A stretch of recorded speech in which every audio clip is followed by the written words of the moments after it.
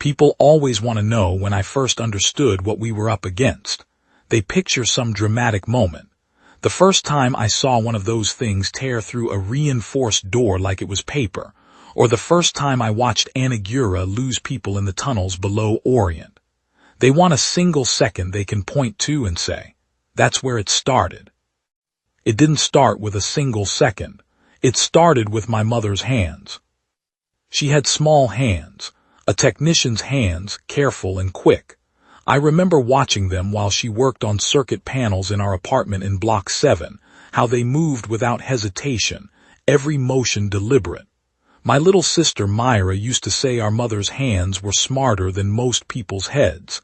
I thought she was right. The night the thing came through our building, I saw those hands one last time.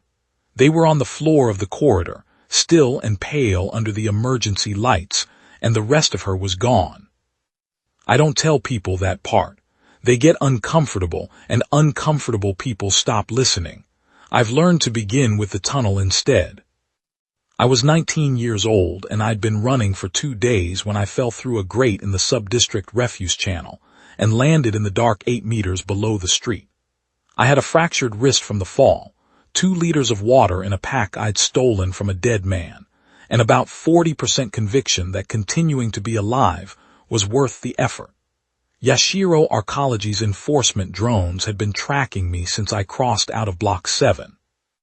I'd lost them in the sewage overflow near the eastern filtration ring, which tells you something about my state of mind at the time. I was more afraid of the drones than I was of raw sewage. I lay on my back on a concrete shelf above a channel that smelled like everything humanity had ever discarded, and I stared at the pipes overhead, and I waited to die quietly or to feel less like dying.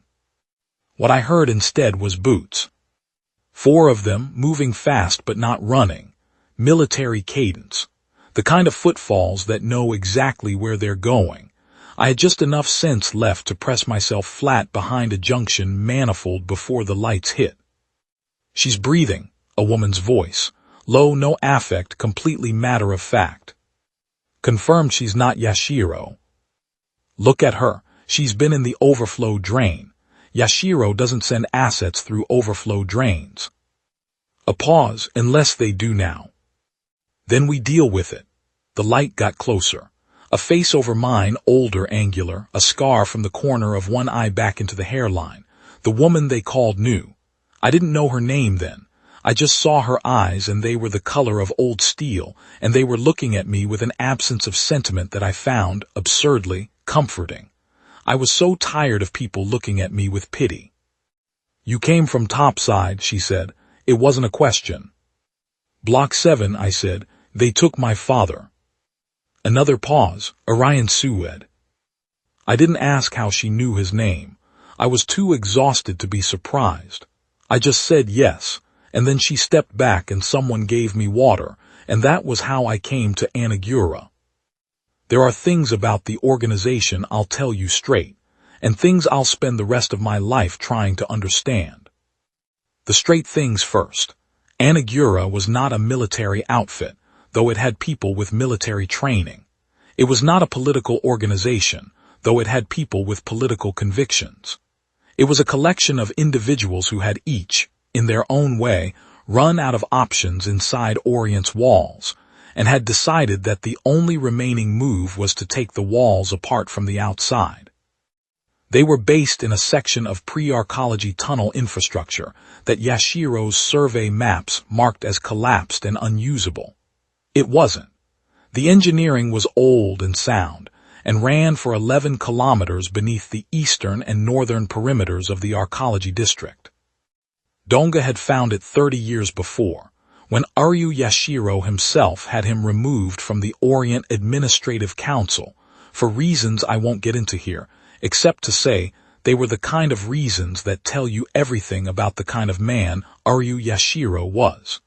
Donga was old by the time I arrived.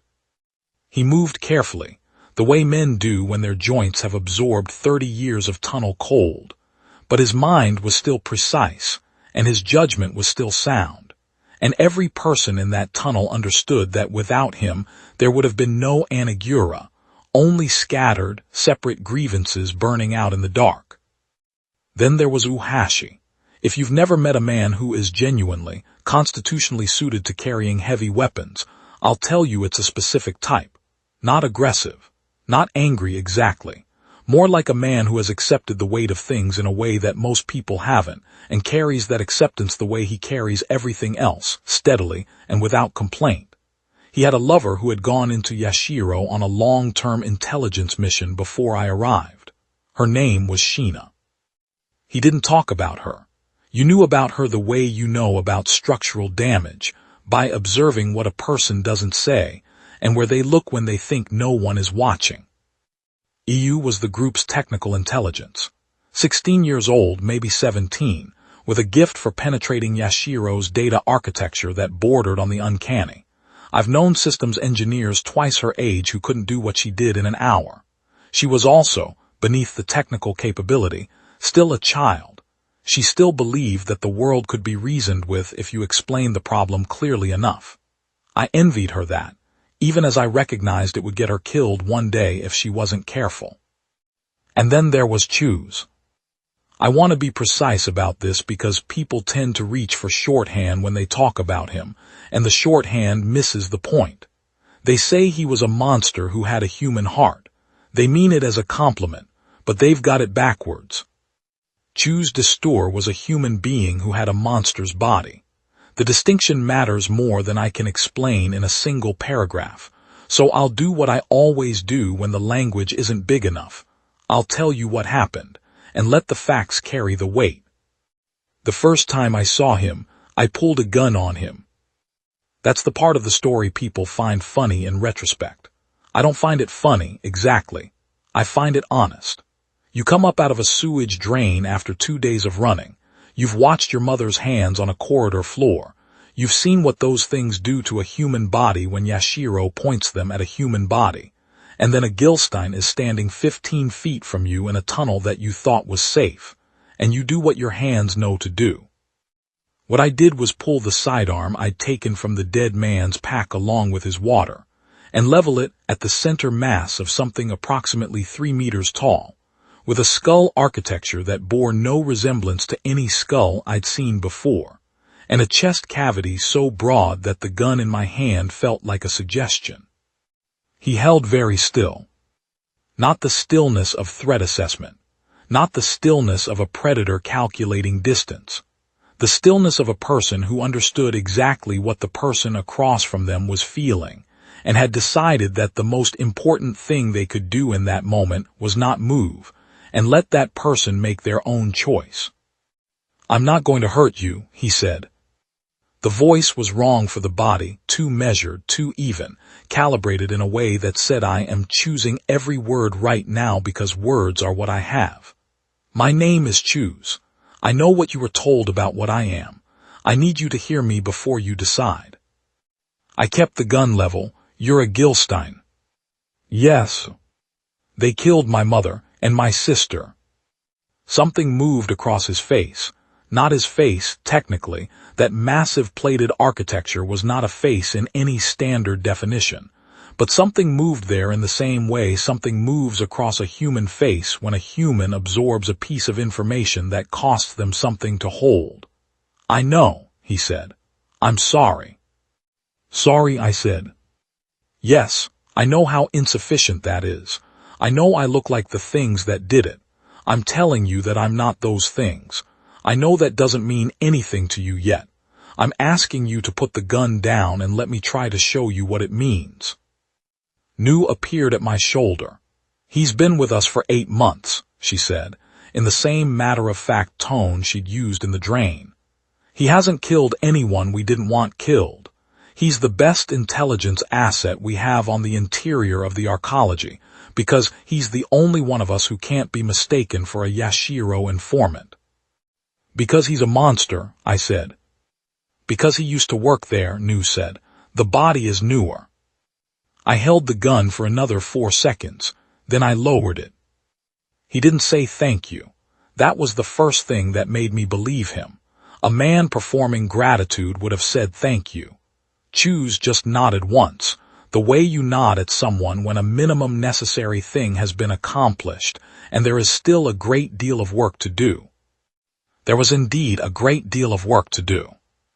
His full story came out in pieces over the weeks that followed, and I'll give it to you the way I received it, not in one organized delivery, but in fragments, over equipment checks and cold meals, and the particular kind of conversation that only happens in the dark when there's nothing else to do.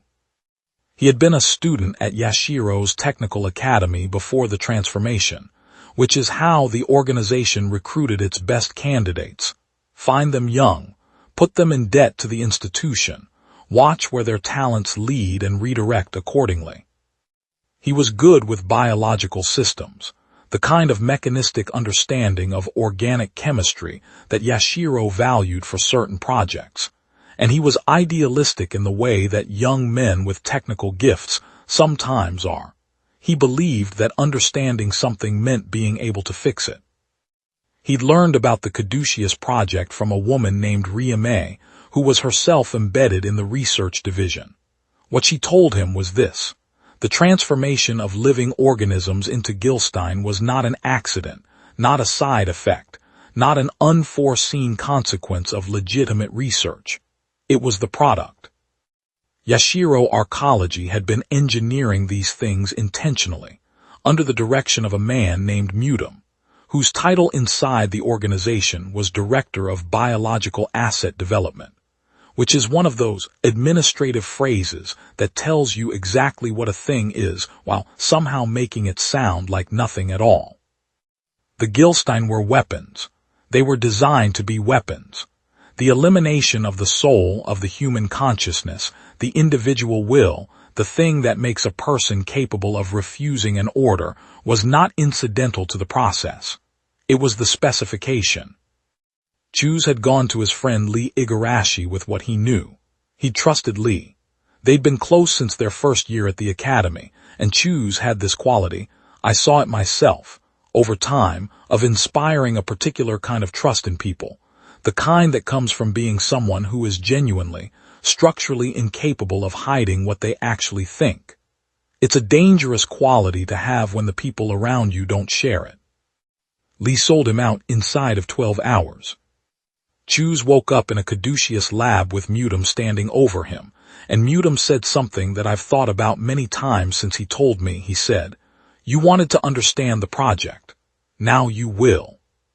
The process took 6 days. Chuz told me this with the same precision he brought to everything, looking at his own hands while he described it, those enormous plated hands, and I understood that he was not performing composure. He was actually composed. He had had 8 months to carry this, and he had decided somewhere in those 8 months that carrying it required a certain kind of stillness, the same stillness he'd held when I'd pointed a gun at him, and he had built that stillness into the architecture of how he moved through the world, and he was not going to dismantle it in a tunnel conversation. What they hadn't been able to take from him was the part that understood what had been done. They'd removed the soul from the specification, or tried to, but Chuz had something that didn't fit cleanly into the specification. He had spite. Not rage. I want to be clear about that distinction because rage burns out, and rage makes you stupid, and rage is what the Gilstein that killed my mother and my sister were built on in the worst sense, pure directed aggression with nothing underneath. Spite is different. Spite is quiet and cold, and it does not burn out. Spite says, "You tried to make me into something that has forgotten what it was. I will spend whatever time I have left reminding you that you failed." That was what was underneath the stillness. I've never told anyone that before. The plan for the Yashiro assault had been in development for 2 years before I arrived. Donga had the external architecture mapped. EU had penetrated 3 levels of the communications infrastructure. Uhashi knew where the weapons stockpiles were and had a workable approach vector for a 12-person ground team. What they had lacked was interior knowledge of the Caduceus facility itself.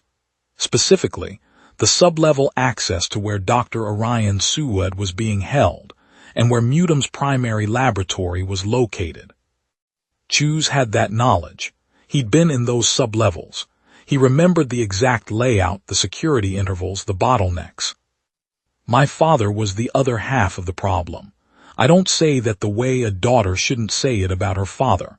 I say it because it's true, and because he would have been the first to say it himself.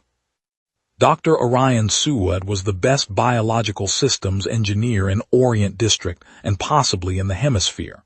And Yashiro had taken him because they needed someone who could refine the caduceus process, make it more efficient, reduce the failure rate of subjects who died during conversion instead of becoming functional assets. My father had refused, initially. Then they'd shown him footage from Block 7, and he'd understood that the cost of continued refusal was paid in currencies that didn't belong to him. He was complicit. He knew it. I knew it. That's a complicated thing to sit with when you're planning an extraction, and I'll tell you honestly that I spent some nights in the tunnel going around and around inside it, and I never came to a satisfying resolution. What I came to instead was this.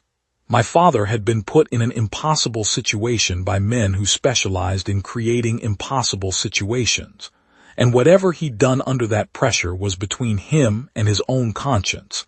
And my job was to get him out of there alive and let him face that conscience in open air. Choose understood this without me having to say it. One night, 3 weeks before the assault, he sat down next to me during a maintenance rotation and said, "He's still your father. Whatever happened in there doesn't change that he's your father." "I know that," I said. "I know you know it. I'm saying it anyway because sometimes you need to hear a thing you already know." I thought about Lee Igarashi when he said that. I thought about how much Choose had trusted Lee and what Lee had done with that trust, and I thought about how Choose had said Lee's name exactly once in all the time I'd known him, and how the way he'd said it told you everything about what it had cost him. He wasn't angry at Lee. He was, I don't have the right word exactly. He was finished with Lee. The way you're finished with a calculation that doesn't work. You don't rage at the calculation. You set it aside and work with what's real. "Your father's a good man," Choose said. "Good men break under pressure. That's not a contradiction." "Were you a good man?" I asked. I don't know why I asked it. It was too direct for 3 weeks of acquaintance. He looked at his hands again, and then he looked at me and he said, "I'm still trying to find out." We went in on a Tuesday. The reason for Tuesday had nothing to do with sentiment, and everything to do with EU's intelligence work. She'd identified a 40-minute window in Yashiro's internal patrol rotation that recurred every Tuesday and Thursday in the 3rd sub-level access corridor. And 40 minutes was enough if we moved correctly and nothing went wrong, which is a condition that never actually holds, but which you must assume in order to make any plan at all. Donga stayed in the tunnels. He was needed there more than he was needed inside. The extraction route depended on tunnel infrastructure that required his hands and his 30 years of knowledge to keep operational under pressure. He gave us our final briefing at 300, standing in the faint yellow light of a single portable unit, and he said almost nothing that wasn't operational. Just before we moved, he put his hand on Choose's arm, those plated forearms, those impossible joints, and said, "Come back." Choose said yes. Simple as that. The breach point was a ventilation infrastructure access in the eastern subperimeter, exactly where Choose said it would be. EU killed the motion sensors from a relay terminal outside the fence. Uhashi went through first, then Nu, then me, then 4 others I'll call Brace and Kel and Soren and Mika, because those are their names and they deserve to have their names in this account. Choose went last because the access tunnel was not designed for something his size, and he had to widen it as he moved, which he did with a focused efficiency that I tried not to watch too closely. The smell of the arcology was different from the tunnels. The tunnels smelled of concrete and water and metal and human bodies in close proximity. The arcology smelled of circulated air, processed, temperature-controlled, carrying the faint chemical undertone of laboratory ventilation. The smell of a place that had decided the natural world was a problem to be managed. We moved in 2 groups. Uhashi took Brace, Kel, and Sarin toward the weapons and communications infrastructure on levels 3 and 4. The objective there was disruption, break the response chain, take the automated defense systems offline, give us enough chaos in the upper levels to draw attention away from the sub-levels. Nu led me, Mika, and Choose toward the caduceus facility below. The first 10 minutes went correctly. The next 4 went catastrophically wrong. We came around the corner of a sub-level junction, and there were 6 Yashiro security personnel, not on patrol rotation, not where EU's intelligence said they would be, just there in the junction. And for the 2 seconds we all stood looking at each other across 20 meters of corridor, I had the very specific thought. Someone moved the rotation. And then Nu was already moving, and I was moving with her, and the corridor became the particular chaos that I won't detail, except to say it was close and brutal and fast. The kind of engagement where you don't think. You operate on the decisions your body has already made. And when it was over, Mika had a cut across her left arm that was bleeding significantly, and one of the security personnel was alive and face down on the floor with his hands secured. And Choose was standing at the far end of the corridor with his arm through a door that had been locked 40 seconds ago. They changed the interval, Nu said. Yes, said Choose. You. Working on it. His voice was steady. Everything about him was steady. I had come to understand in the 3 weeks of tunnel preparation that Choose's steadiness was not the absence of feeling. It was a structure he had built over and around a great deal of feeling, and he maintained it the way you maintain anything critical, constantly, with attention, at some cost to himself. The route to the sub-level is still viable. The junction reconfiguration affects access to the primary research floor, but not to the holding sectors. That's where Dr. Orion is, I said. Yes, Mutum's lab is the problem. He looked at me, and something moved on that enormous alien face that I had learned by then to read. I'll go to the lab. You go to the holding sector. Nu and Mika come with you. You're going alone, Nu said. I'm harder to kill than you are. That's not. It's tactical, he said. I'm harder to kill, and I know the lab layout, and I can get in and get out faster than any configuration that includes a secondary entry team. That's not ego. That's arithmetic. Nu looked at him for a long moment. Her face did what it always did, which was remain almost entirely still while everything she was thinking moved behind her eyes. Then she said, You have 12 minutes to the next patrol window. 11 now, he said. She stepped aside. He moved down the corridor, and I watched him go. This thing that moved nothing like a human being but was, in every way that mattered, exactly the human being he had been before Mutum had his hands on him. And I thought about what he'd said in the tunnel 3 weeks ago. I'm still trying to find out. The holding sector was below the research floors, which I had not expected. I'd assumed it would be adjacent to the labs for efficiency, but Yashiro's logic was not efficiency. Their logic was control. The people they held in the sub-levels were not assets to be accessed conveniently. They were leverage. Leverage is stored in the basement.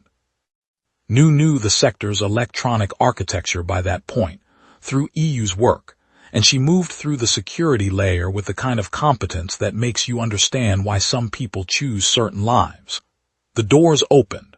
The corridor was white and lit with the same processed light as everything else in the arcology, this dead clean light that made everything look like it was waiting to be catalogued. My father was in the 3rd cell on the right. I'd prepared myself for different versions of what I might find. I'd run through scenarios in my head the way you do. He'd be sedated. He'd be injured. He'd be so altered by whatever they'd done or asked him to do that I wouldn't immediately recognize him. What I hadn't prepared for was the version I got, which was my father sitting at a small desk with a data tablet in his hands, reading, looking up when the door opened with an expression of careful neutrality that collapsed the moment he saw my face. He was thinner. That was the first thing. His hands were the same. I have my mother's hands, quick and careful, and he has surgeon's hands, broader, slower, deliberate. But the rest of him was reduced in a way that made me understand viscerally how long he had been in this room with nothing but work to do and guilt to manage. He stood up. He said my name. I crossed the cell and put my arms around him and did not cry, because there was no time, and because I had been choosing not to cry for 2 days and 19 years had given me sufficient practice at choosing. Myra, he said into the top of my head. I know, I said. I know you know, I needed to say it. I pulled back and looked at him and said, we have to go, right now. He looked at my face and then at Nu and at Mika, and then past me at the open door in the corridor, and I watched the question cross his face. The question about how we'd gotten here, about what kind of people these were, about whether he understood the math of this operation clearly enough to trust it. My father is a man who needs to understand the math. There are others, he said. In this sector, 12 other researchers. We can't, Nu began. I know you can't take all of them, he said. He looked at me. Can you take any of them? I looked at Nu. Nu's face did its thing. 4, she said. If they can move under their own power, 4 and we still make the extraction window. My father turned back into the cell, picked up the tablet, and set it down again, left it, deliberately in the exact center of the desk, the way you put something down when you are making a statement about it rather than just setting it aside. Then he walked out of the cell, and we went to find 4 people who could move under their own power. From Ohashi later in pieces. The weapons and communications disruption went well for the first 8 minutes, and then Yashiro's automated response systems did something that EU's intelligence hadn't predicted, which was to reroute through a secondary network rather than fail completely.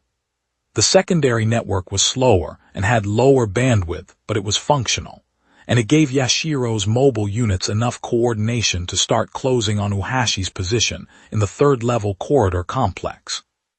Brace took a hit in the left shoulder that compromised his primary weapon arm. He kept moving. Kel and Sarin maintained suppression. Uhashi went forward alone into the communications hub, which was a room the size of a moderate apartment filled with relay architecture. He understood well enough to identify the 3 critical nodes, and poorly enough that destroying them took 9 minutes instead of the planned 3. Then he found Sheena. She was in the corridor outside the hub, on a maintenance rotation for the relay equipment, which is how she'd been embedded, as a technical service contractor, invisible in the way that infrastructure workers are always invisible to people who believe their own comfort is the natural order of things. She had been invisible there for 2 years. He recognized her by the way she moved. She did not recognize him. He told me this with the same careful steadiness that Chus had used to describe his own transformation, and I understood that Uhashi and Chus had something in common in this regard that maybe they'd never named to each other.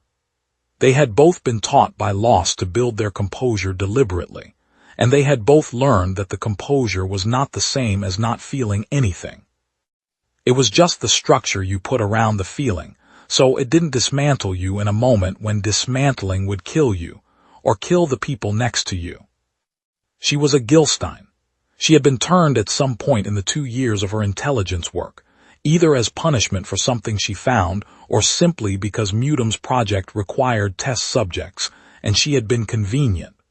The person who had loved Uhashi and gone into Yashiro to gather intelligence and believed that information could be a weapon against injustice, that person was gone. The thing that moved through the corridor had her body's architecture and nothing else. He didn't fire on her. This is the part people find hardest to understand when I tell them. He didn't fire on her, even though she was a Gilstein, and he was in a Yashiro facility conducting a hostile operation, and not firing on threats is how you die in situations like that.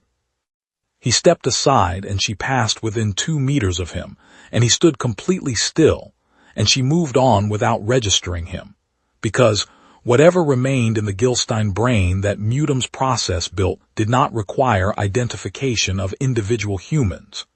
It just responded to threat signals, and Uhashi was not generating threat signals.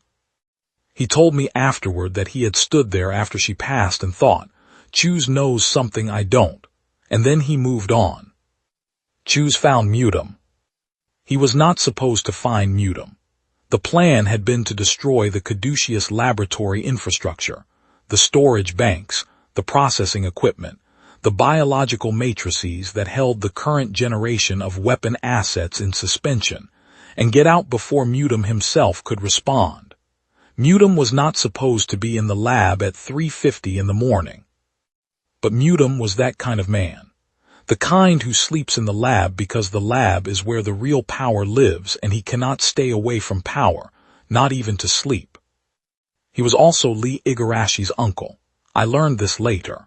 I tell you now because it explains why Lee's betrayal had been so efficient and so complete.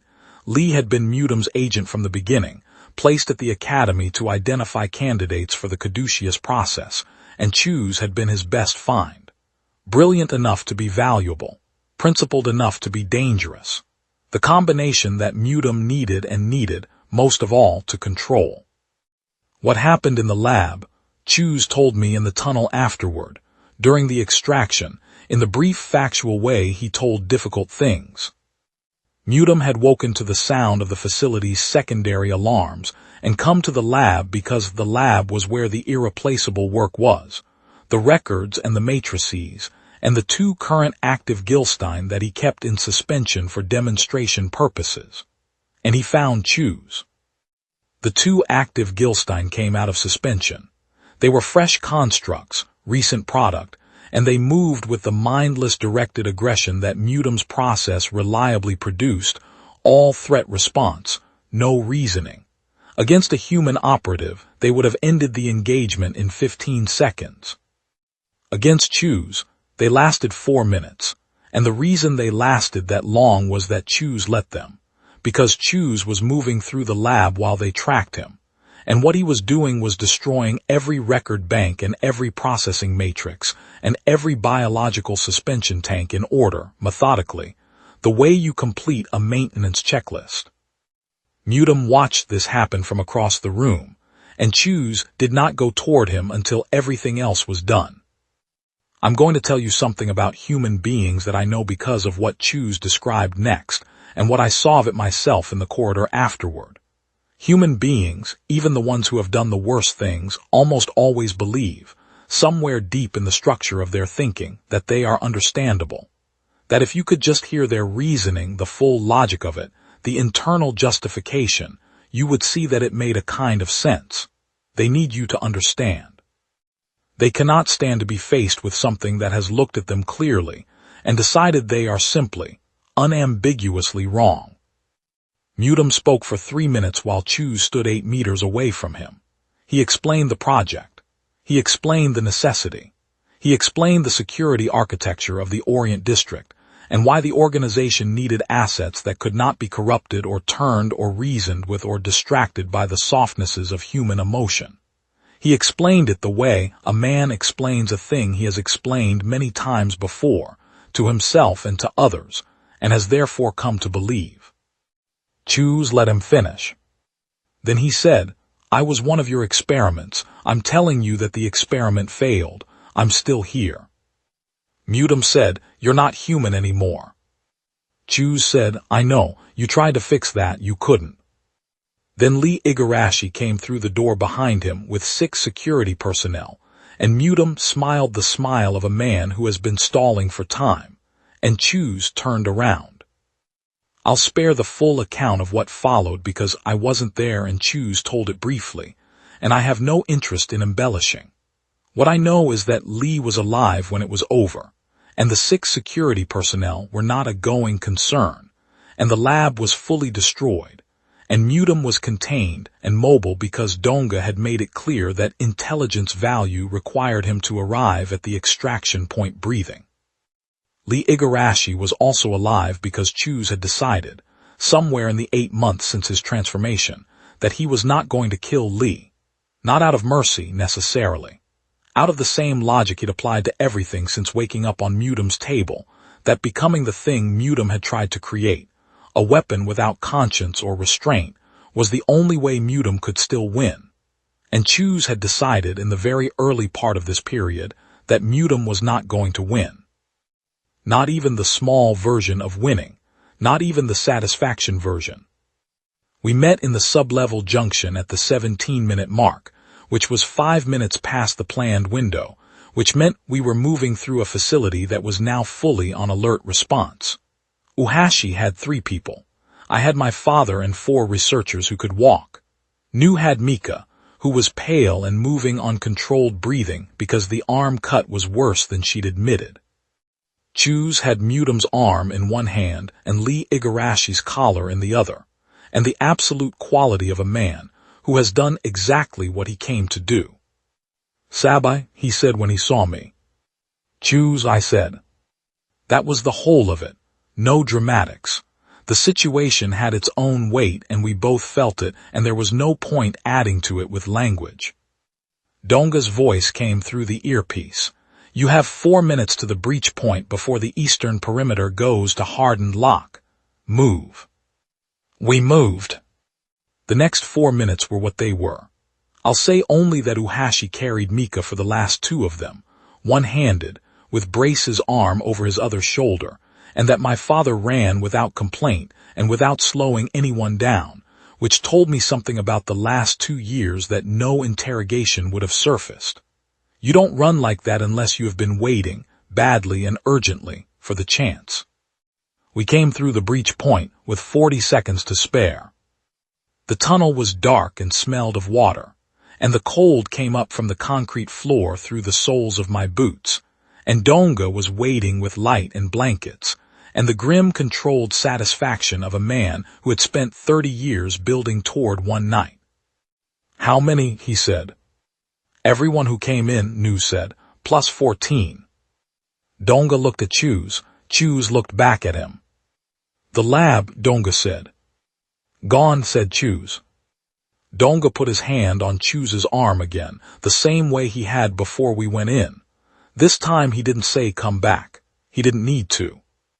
Mutam is not my story to finish. There are people who handle the accounting of men like Mutam, the documentation, the exposure, the long, grinding work of making what was done in those labs impossible to deny and impossible to bury. EU was already building the archive when we came back through the tunnel. She'd pulled 4 years of records from Yashiro's compromised network in the 40 minutes of the assault, and she was sorting them with the focused intensity of a person who has found the precise technical problem that their particular gift was built for. My father sat next to her for the first hour, not speaking, watching her work. I watched him watching her. He was doing math, the internal kind, and I let him do it. Later he came and sat next to me against the tunnel wall, and after a while he said, "I kept records of what they asked me to do, the modifications they wanted. I found ways to slow the process without them knowing. It wasn't enough." "I know it wasn't," I said. "I need you to know I tried." "I know you did." We sat for a while longer. "Your mother," he said. "Don't," I said, not harshly. "Just not yet. There are some things you can carry and some things you have to set down before you can look at them clearly, and I knew which one that was." He nodded, and we sat in the dark and cold of the tunnel with the sound of EU's work, and the distant movement of the team, and the smell of everything that tunnels smell of. And it was the most human I had felt since I'd seen those hands on the corridor floor. What happened after? The archive. EU's work. The long exposure of Yashiro Arcology's biological weapons programmed to everyone who had the means and the will to understand what they were looking at. The Orient District's administrative structure did not collapse quickly. These things never do, and anyone who tells you differently is selling you a version of events that fits better in a short address than it does in reality. But it cracked, and cracks propagate, and the caduceus project is not ongoing. I know this because I have been watching for the last several years, and the particular horror of a fully desouled weapon walking through a block of residential housing has not recurred. Uhashi went back in, once the administrative collapse had progressed far enough to make it survivable. He went in alone, which Nu told him was the worst tactical decision she had ever witnessed him make, and she had witnessed many bad tactical decisions. He found Sheena in a mid-level maintenance sector, still cycling through the same patrol rotation, which had not been updated in the weeks since the assault because the personnel managing it were gone or under investigation or had fled. He brought her to my father. I will not tell you that what my father did was sufficient. I don't believe in sufficiency framing where the caduceus process is concerned, because sufficiency implies a clean outcome, and there are no clean outcomes when you are talking about what was done to those people. What I will tell you is that there was a reversal protocol buried in the records my father had been building across 2 years of forced collaboration, and that he and EU spent 11 days in the tunnel working from those records. And that Sheena came back to herself over the course of those 11 days in a way that was slow and painful, and required the kind of patience from Uhashi that I don't have words for except to say that he had been building toward that patience since the day she went into Yashiro, and he had not spent a single day of those 2 years believing she wouldn't come back. Choose received the protocol. He held it for 3 days before he came to talk to me about it. I know why. I know what he was thinking in those 3 days. He was thinking about what he had decided in the 8 months before I arrived and in the months after, about the difference between the monster's body and the human being inside it. He was thinking about Mutam's voice explaining why the elimination of the human soul was the feature, not the flaw. He was thinking about what he'd said in the lab, "I'm still here." He came to me on the evening of the 3rd day and said, "It might not work." "I know," I said. "If it works, I don't know who I'll be. If it doesn't work," he paused. "If it doesn't work, I'll still be here. That part isn't going to change." "Choose," I said. "Yes. You told me once that good men break under pressure, that it's not a contradiction." "Yes. I'm telling you the same thing in a different shape. You can want to be human again. That's not a contradiction either." He looked at his hands. "I know who you are," I said. "Whatever the protocol does or doesn't do, I know who you are. That's not going anywhere." He sat with that for a moment, then he said, "All right." It worked. Not perfectly, that's not the kind of world we're in. The architecture of what Mutam did leaves marks that a reversal protocol cannot fully address, and Choose has described the experience as like recovering from a very long fever, where you know you're better but the body remembers the temperature for a long time after. But he is recognizably himself. The same stillness, the same precision, the same quality of listening to a thing until he understands it before he speaks. He's a biologist now. I say that without irony. He works with my father on the research that my father is spending the rest of his life doing, which is understanding what the caduceus process did at the cellular level, and why the reversal protocol worked, and whether it can be made more complete, and whether the other Gilstein that were recovered from Yashiro facilities after the collapse can be brought back in the same way. Some can, some can't. That's the cost. You pay it and you continue paying it because there is no other option that isn't worse. Lee Igarashi is in a detention facility outside the Orient District's former perimeter. I have not been to see him. I don't know that I will. Choose went once, about a year after the assault, alone, and he came back and didn't say anything specific about what happened except to say, "He's afraid." I asked if that was satisfying, and Choose thought about it for a long time and then said, "No, but it's accurate." That's the most honest answer I've ever heard about that particular question. I'm writing this in the 3rd year after Yashiro's fall, for the record, because records matter and the people who were inside those sub-level holding cells deserve to have someone set down accurately what was done to them and how it was answered. I don't write it as a conclusion. I don't believe we are concluded. What I believe is this.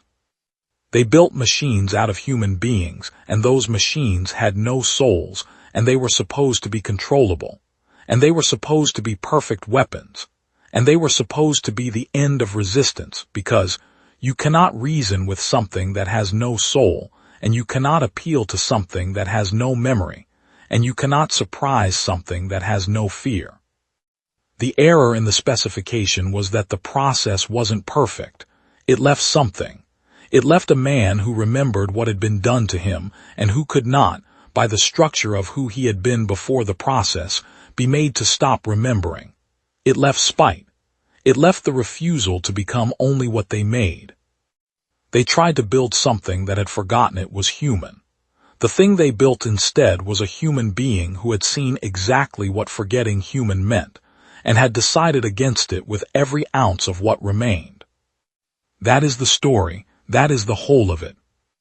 The stars are visible from the tunnel entrance now, in the early morning, when the processed air from the Orient District's ventilation systems isn't pumping northwest.